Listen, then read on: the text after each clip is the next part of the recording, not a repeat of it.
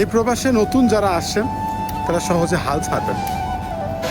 মনে রাখবেন, প্রবাসে যেহেতু আপনি আসছেন, আজ না হোক কাল সফল হবেন একদিন।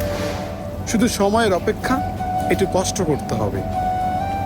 সফল হওয়া যদি এত সহজ হইতো তাহলে মানুষ ওই বাড়ি ভিটা বন্ধক রেখে এই প্রবাসে আইয়া গোলামি করতো না। মানুষ এই প্রবাসে অনেক ধনীর তুলাল পইরা আছে নিজের স্বপ্ন পূরণ করার জন্য, অথচ দেশে কিন্তু তাদের কোটি কোটি টাকা পড়ে আছে, তবুও নিজেকে সফল করার জন্য, নিজেকে প্রতিষ্ঠিত করার জন্য এই প্রবাসে পাড়ি জমায়। বুঝছেন? তো সফল হওয়া এত সহজ না। যারা নতুন আসছেন অল্প একটু ধৈর্য ধরেন, আল্লাহর কাছে শুকরিয়া আদায় করেন। মনে রাখবেন, পৃথিবী সবার দুয়ার থেকে ঘুরে আসলে আল্লাহর দুয়ার থেকে ঘুরবেন না আপনি, আল্লাহ আপনাকে ফেরাবে না। আমরা মধ্যবিত্ত যারা, তারা কিন্তু সবসময় ঋণ করেই প্রবাসে আসি। আমরা অনেক কষ্ট করি, অনেক পরিশ্রম করি, এরপরেও কিন্তু আমরা সফলতা পাই না।